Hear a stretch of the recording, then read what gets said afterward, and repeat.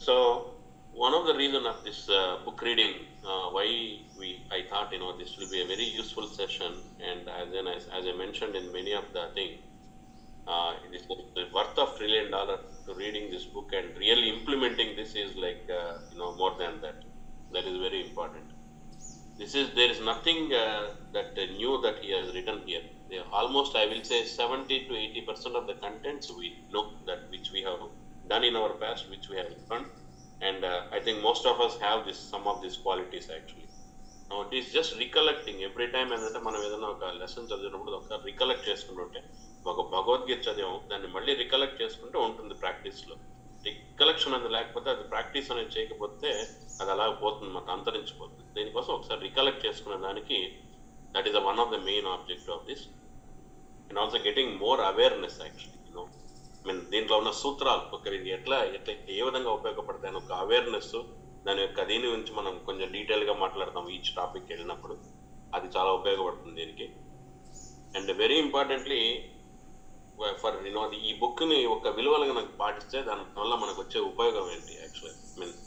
Really understand what is the purpose of life and how we got this life, right, and what is the purpose of it and how we can leverage it actually, right. So అది ఆ సూత్రాలకి చాలా ఉపయోగపడుతుంది, ఆ రియలైజేషన్కి. మనకు అన్నీ తెలుసు కానీ ఏమీ తెలియదు, as simple as that. It took about 55 years for me to come to a realization that everything in this world is very temporary. The laptop temporary, name temporary, mirror temporary, everything is temporary. We know that, but honestly we don't know that. When it comes to the practicality, ఒక మంచి సత్సంగంలో ఉన్నాం, బయటకు వచ్చిన తర్వాత మళ్ళీ materialistic లో పడిపోతాం. We don't even remember what is that. జంతువునాం నరజన్మ దుర్లభం అంటారు. ఇప్పుడు మనకు ఆల్మోస్ట్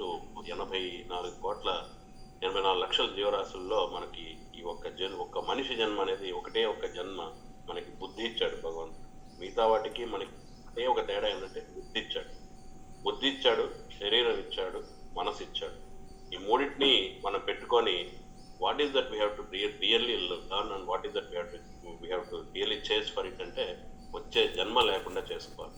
దేవతలు కూడా భగవద్గీతలో రాశారు, కిందకు మళ్ళీ మనిషి జన్మెత్తాలని వాళ్ళ కుటుంబాలు. ఎందుకంటే వాళ్ళ పుణ్యం అయిపోగానే మళ్ళీ కిందకు వచ్చేస్తారు వాళ్ళు మళ్ళీ మనిషి జన్మ ఎత్తి మనిషి జన్మ కావాలని కోరుకుంటారు. ఎందుకంటే ఒక మనుష్య జన్మలోనే మోక్షం అనేది సాధ్యం. ఆ మోక్షాని కోసం మనకి భగవంతుడు ఈ ఒక్క శరీరాన్ని ఇచ్చాడు, మనం దాన్ని యూటిలైజ్ చేసుకొని దాన్ని ముందరవాలి. దానికి అందుకనే ఇప్పుడు శ్రీనాథ్ గారు క్లాసిక్ ఎగ్జాంపుల్, పరోపకారార్థం ఇదం శరీరం. మనం ఎప్పుడు నా లోకం, నా మనుషులు, నా వాళ్ళు, నేను నేను నా నా ఉంటాం.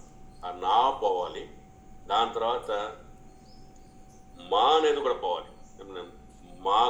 మా కంపెనీ, మా పిల్లకాయలు, మా వాళ్ళు, ఇవి కూడా పోవాలి. యాక్చువల్లీ చాలా మంది ఇంకా మాలోనే ఉంటారు. నా నుంచి మాకి వెళ్తారు, మా నుంచి మనలోకి వెళ్ళగలరు. మన లోకం, మనం అంతా ఒక లోకం, ఆ లోకంలో మనం ఒక భాగం అన్న దీన్ని మనం అర్థం చేసుకుంటే ఈ విధంగా మనం ఏ విధంగా మనం 10 మందికి ఉపయోగపడతాం. పరోపకారార్థం ఇదం శరీరం అన్న ఒక ధ్యేయంతో ధర్మాన్ని రక్షిస్తూ, ధర్మాన్ని ఆచరిస్తూ, ధర్మాన్ని రక్షిస్తూ, ధర్మాన్ని ప్రచారం చేయడం, ఈ 3 ఇంపార్టెంట్. ధర్మాన్ని ఆచరించాలి, ధర్మాన్ని రక్షించాలి, ధర్మాన్ని ప్రచారం చేయాలి. రక్షించడం అంటే ప్రచారం చేయడం. అది ఏ విధంగా ప్రచారం చేస్తుంటే ముందర మనం ఆచరిస్తే వేరే వాళ్ళకి చేస్తాం.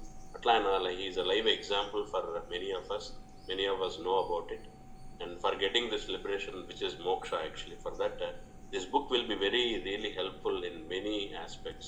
That is why we thought we'll probably read this book. Okay. Then we'll quickly go about author ending. So I think many of you know Srinivas garu, I have a long relation